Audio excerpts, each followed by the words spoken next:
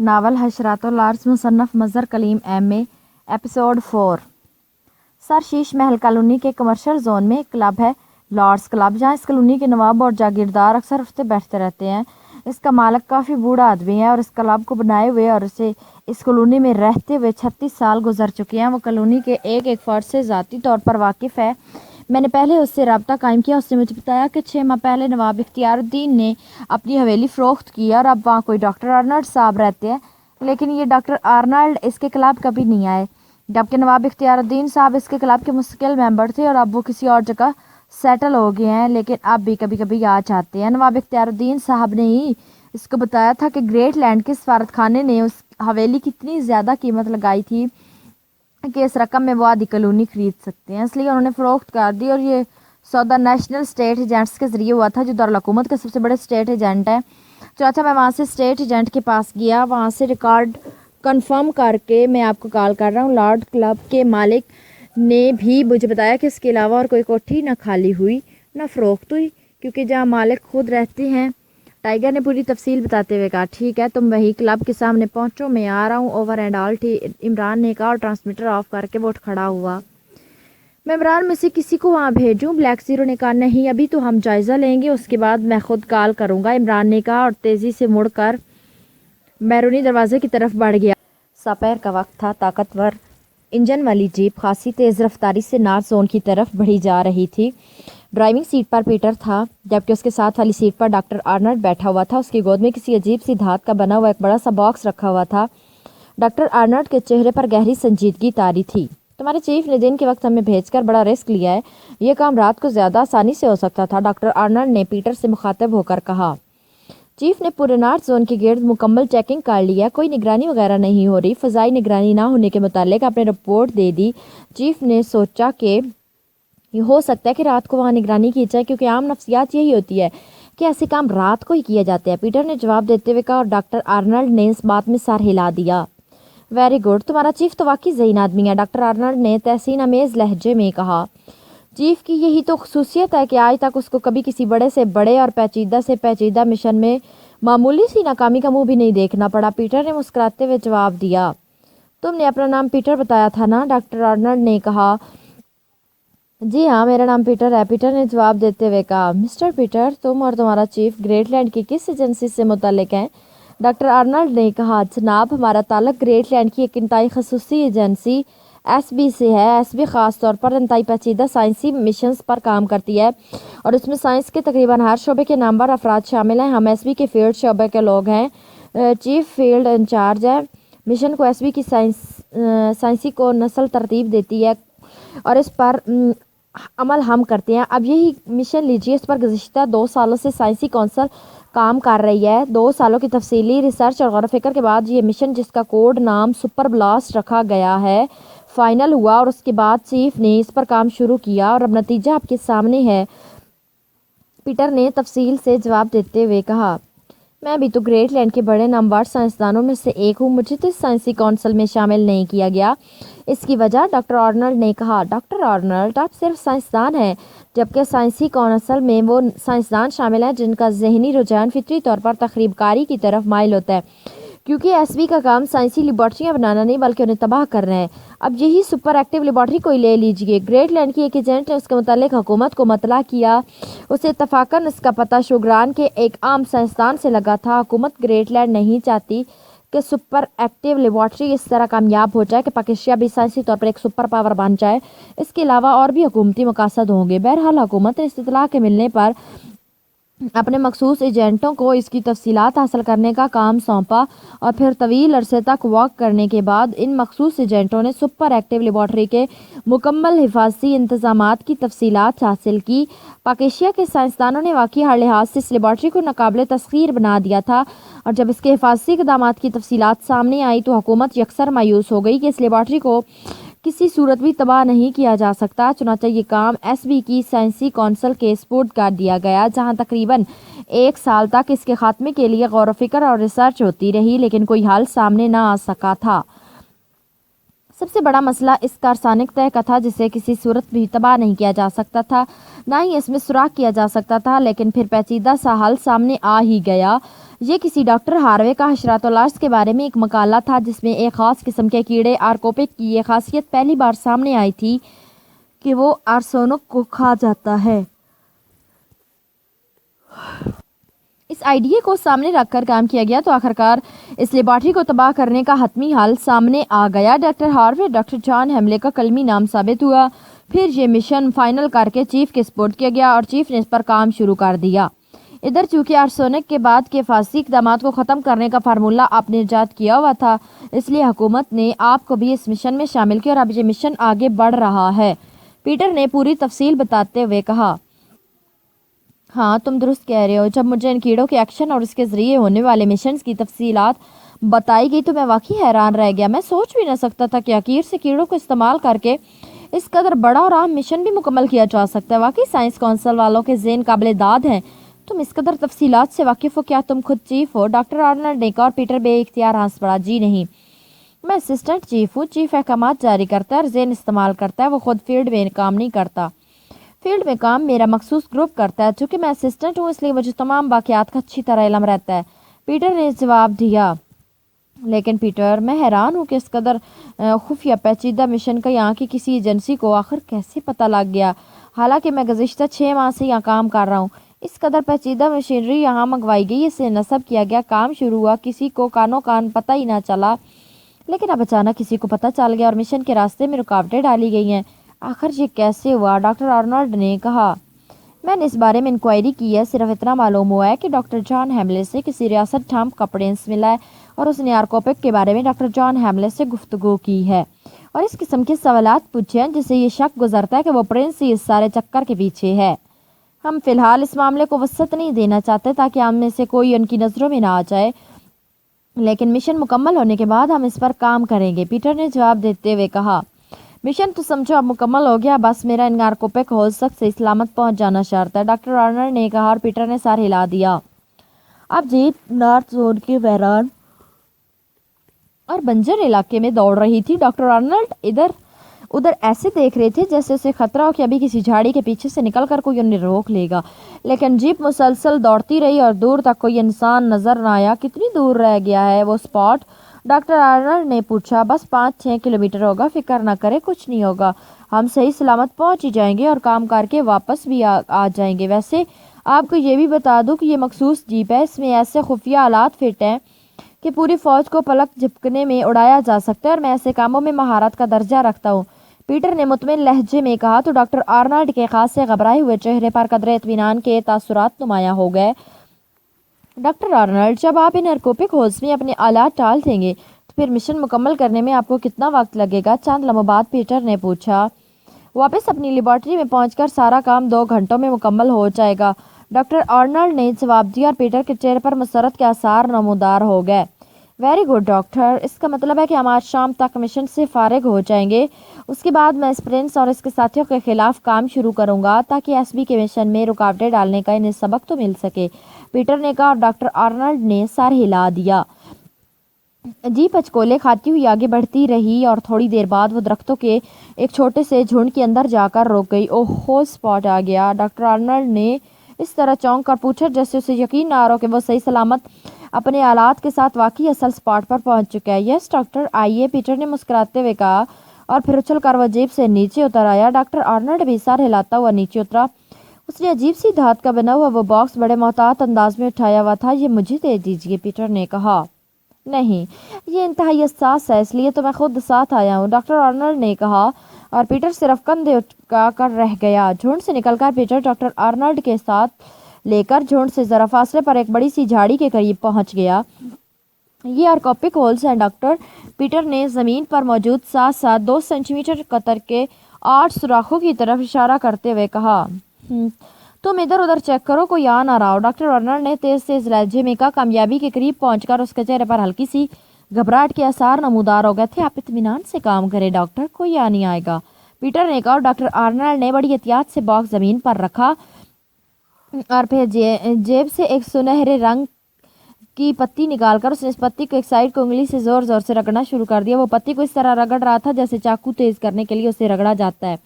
مسلسل رگڑنے سے پتی کے اس حصے کا سنہرا رنگ غائب ہونے لگا اور چند لمحوں بعد پتی کا رنگ لوہے جیسا ہو گیا تو اس نے پتی کا وہ حصہ باکس کی ایک سائیڈ پر لگا دیا۔ پتی باکس کی سائیڈ سے چپک گئی اور پھر چند لمحوں بعد ہی باکس کا اوپر کا حصہ صندوق کے ڈھکنے کی طرح اوپر کو اٹھ گیا۔ باکس کے اندر 8 کھانے بنے ہوئے تھے اور ہر کھانے میں گہرے سرخ رنگ کے 1.5 سینٹی میٹر قطر کے کیپسول موجود تھے۔ ایک سائیڈ پر ایک نیلے رنگ کی چمٹی بھی موجود تھی۔ ڈاکٹر آرنلڈ نے وہ چمٹی اٹھائی اور پھر انتہائی احتیاط سے اس نے ایک کیپسول اس چمٹی کی مدد سے باکس سے باہر نکالا اور ایک سوراخ کے اندر اس کیپسول کو اتار دیا۔ کیپسول سوراخ کے اندر غائب ہو گیا۔ ڈاکٹر آرنلڈ نے اس طرح دیگر کیپسول بھی چمچے کی مدد سے اٹھائے اور پھر ایک ایک سوراخ میں انہیں ڈالتا چلا گیا۔ جب باکس خالی ہو گیا تو ڈاکٹر آرنلڈ کا چہرہ چمک اٹھا۔ اس نے چمچی خالی باکس میں ڈالی اور باکس کا ڈھکنا بند کر کے وہ اٹھا اور اس بار اس نے باکس کو بڑی لاپرواہی سے اٹھا لیا۔ ارے پیٹر، ہمارا مشن مکمل ہو گیا۔ اب میں دیکھوں گا کہ پاکیزہ کی یہ سپر ایکٹیو لیبارٹری کیسے تباہ نہیں ہوتی، ڈاکٹر آرنلڈ نے مسرت سے کپکپاتے ہوئے کہا۔ اصل کامیابی تو آپ کی ہوگی ڈاکٹر آرنلڈ، ورنہ ہم نے تو صرف اتنا کیا کہ ان کیڑوں کو یہاں لے آئے اور واپس لے گئے۔ پیٹر نے مسکراتے ہوئے کہا۔ ڈاکٹر آرنلڈ کے چہرے پر موجود کامیابی کی چمک مزید بڑھ گئی۔ وہ تصور میں اپنی کامیابی کے بعد گریٹ لینڈ کی ملکہ سے گریٹ لینڈ کا سب سے بڑا سائنسی اعزاز حاصل کرتا دیکھ رہا تھا، کیونکہ اس سے وعدہ کیا گیا تھا کہ اگر اس نے مشن میں کامیابی حاصل کر لی تو نہ صرف اسے گریٹ لینڈ کی چیف لیبارٹری کے کسی سیکشن کا انچارج بنا دیا جائے گا، بلکہ گریٹ لینڈ کا سائنس میں سب سے بڑا اعزاز بھی اسے دیا جائے گا۔ اور یہ دونوں باتیں ایسی تھی جو کسی بھی سائنسدان کے لیے اس کی زندگی کی انتہائی کامیابی سمجھی جا سکتی تھی۔ چند لمحوں بعد جیپ انتہائی تیز رفتاری سے دوبارہ ویران ٹیلوں میں اچھلتی ہوئی جا رہی تھی، لیکن اب جیپ کی رفتار پہلے کی نسبت کافی تیز تھی۔ مقصود دانت کا باکس ڈاکٹر آرنلڈ نے ایک بھی سیٹ پر پھینک دیا تھا۔ بس اب یہ دعا کرو کہ میں بخیریت اپنی لیبارٹری تک پہنچ جاؤں، ڈاکٹر آرنلڈ نے کپکپاتے ہوئے لہجے میں کہا۔ ایسا ہی ہوگا ڈاکٹر، ایس وی ہر پہلو کا خیال رکھتی ہے۔ آپ کی عدم موجودگی میں لیبارٹری کی باقاعدہ بیرونی نگرانی کی جا رہی ہے تاکہ کسی طرف سے بھی اگر کوئی مداخلت ہو تو اسے روکا جا سکے۔ ڈاکٹر آرنلڈ نے مسکراتے ہوئے کہا۔ کیا مطلب؟ لیبارٹری کی نگرانی؟ مداخلت؟ کیوں؟ کون کر سکتا ہے مداخلت؟ یہ لیبارٹری تو انتہائی خفیہ ہے، اس کا کسی کو کیا علم ہو سکتا ہے؟ ڈاکٹر آرنلڈ پیٹر کی بات سن کر بری طرح چونک پڑا تھا۔ نگرانی صرف حفظ مقدم کے طور پر کی جا رہی ہے، جیف کوئی امکانی پہلو نہیں چھوڑتا، پیٹر نے کہا تو ڈاکٹر آرنلڈ کا بری طرح گھبرایا ہوا چہرہ نارمل ہونے لگ گیا۔ جیپ تقریباً 1 گھنٹے تک مسلسل مختلف سڑکوں پر دوڑنے کے بعد آخر کار ایک وسیع کالونی میں داخل ہو گئی۔ اس کالونی میں محل نما کوٹھیاں تھیں اور خاصے وسیع رقبے پر ہر کوٹھی پھیلی ہوئی تھی۔ کالونی کے آخر میں باقی کوٹھیوں سے خاصے فاصلے پر ایک علیحدہ محل نما کوٹھی تھی۔ اس کے بڑے سے گیٹ کے سامنے جا کر جیپ روک گئی۔ ڈاکٹر آرنلڈ تیزی سے نیچے اترا اور پھاٹک کی طرف بڑھ گیا۔ اس نے ستون پر لگی ہوئی کال بیل کا بٹن پریس کر دیا۔ چند لمحوں بعد پھاٹک کی چھوٹی کھڑکی کھلی اور ایک غیر ملکی نے باہر جھانکا۔ اوکے پیٹر، اب تم جا سکتے ہو، ڈاکٹر آرنلڈ نے مڑ کر پیٹر سے کہا اور پھر تیزی سے پھاٹک میں داخل ہو کر کوٹھی کے اندر چلا گیا۔ پیٹر نے جیپ بیک کر کے اسے دائیں طرف موڑ کر سڑک کے کنارے روکا اور پھر جیپ سے ایک چھوٹا سا فکسڈ فریکوینسی کا ٹرانسمیٹر نکال کر اس نے اس کا سائیڈ بٹن پریس کیا تو ٹرانسمیٹر سے ٹوں ٹوں کی آوازیں نکلنے لگی۔ Hello Peter calling Charles, Peter نے کہا۔ یس چارلس اسٹینڈنگ باس۔ ٹرانسمیٹر سے ایک اور آواز نکلی۔ نگرانی کے دوران کوئی خاص بات تو نہیں ہوئی؟ پیٹر نے پوچھا۔ نو باس، چارلس نے جواب دیا۔ اوکے، اب نگرانی کی ضرورت نہیں، سب ساتھیوں کو لے کر ہیڈ کوارٹر آ جاؤ، اوور اینڈ آل، پیٹر نے کہا اور ٹرانسمیٹر آف کر کے اس نے دوبارہ جیب میں ڈالا، پھر جیپ سٹارٹ کر کے آگے بڑھ گیا۔ اس کے چہرے پر اب گہرے اطمینان کے تاثرات نمایاں تھے، کیونکہ ایک لحاظ سے یہ عام ترین مشن ایس بی مکمل کر چکی تھی۔ اب صرف ڈاکٹر آرنلڈ نے لیبارٹری کے اندر مشینوں سے کام لیتے ہوئے اس مشن کو مکمل کرنا تھا، اور جس میں ظاہر ہے اب کسی قسم کی کوئی رکاوٹ پیدا نہ ہو سکتی تھی۔ عمران نے کار شیش محل کالونی میں بنے ہوئے لارڈز کلب کے گیٹ سے ذرا آگے کر کے ایک طرف روک دی اور پھر وہ کار سے نیچے اتر آیا۔ اسی لمحے ایک طرف سے ٹائیگر لمبے لمبے قدم بھرتا اس کے قریب پہنچ گیا۔ آؤ ٹائیگر، اب اس کوٹھی کو چیک کر لیں، عمران نے اس کے سلام کا جواب دیتے ہوئے کہا اور ٹائیگر نے سر ہلا دیا۔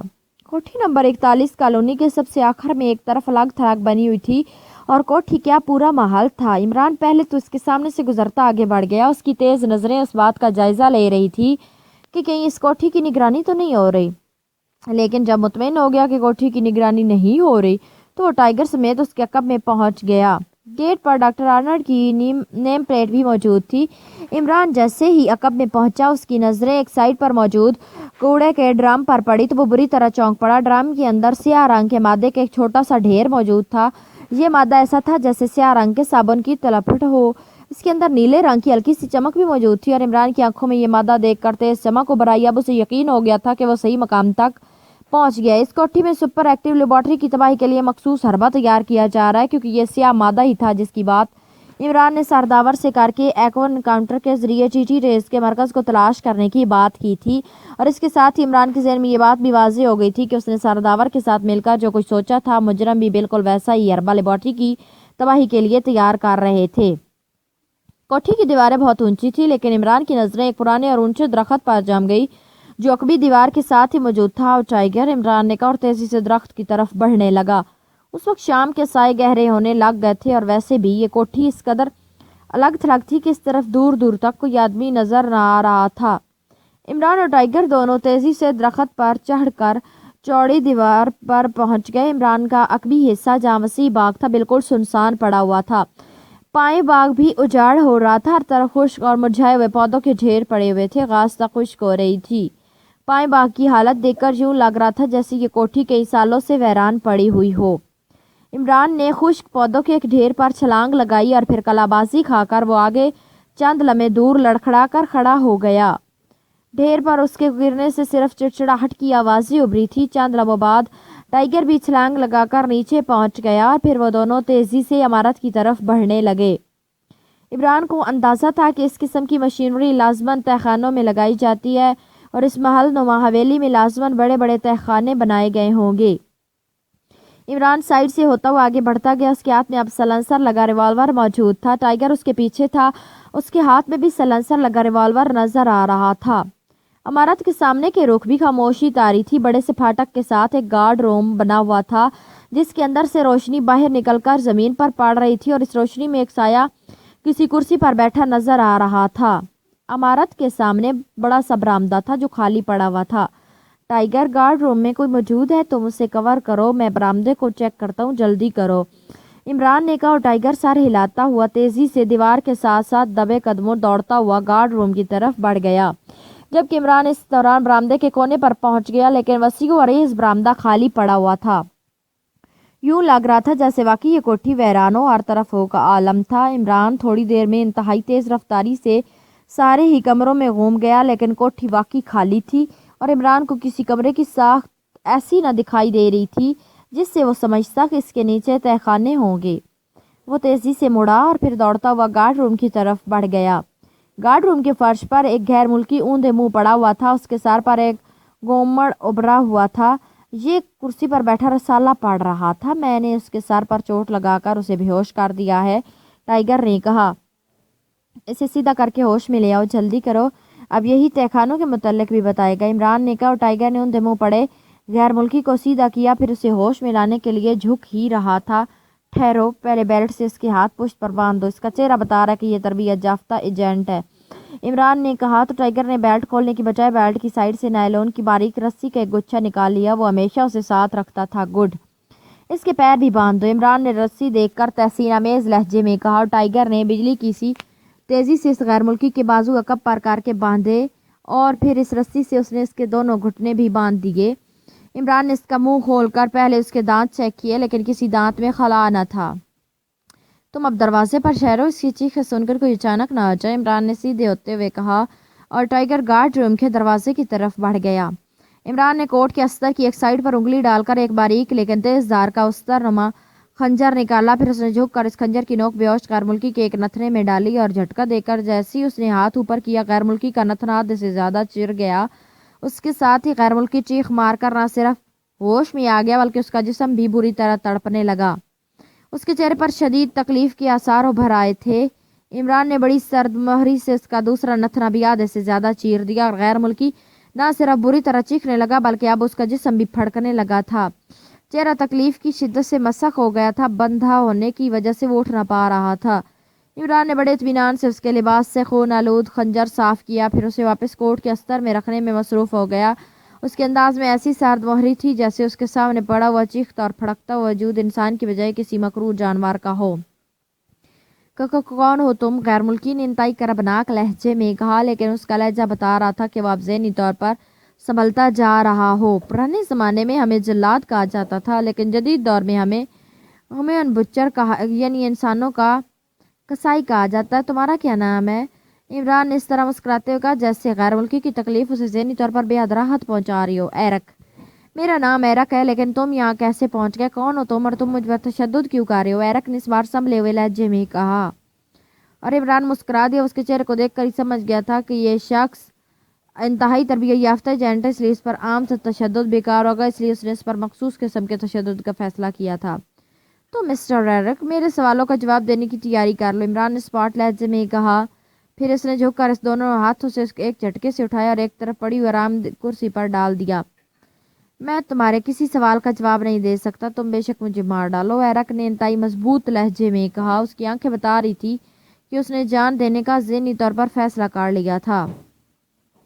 मौत का मरहला तो सबसे आखिर में होता है मिस्टर एरक, इससे पहले बहुत से मरहले आते हैं, इमरान ने कहा। और दूसरे लम्हे उसने अपने दाएं हाथ की मुट्ठी बांध की और एक उंगली को हुक की तरह मोड़कर उसने एरक की पेशानी के दरमियान आहिस्ता से ठोकर लगाई, तो एरक के हलक से इस कदर करबनाक चीख निकली जैसे को इसकी रूह को कांटेदार झाड़ियों में फंसाकर जोर से घसीटा जा रहा। उसका चेहरा बुरी तरह मसख हो गया था।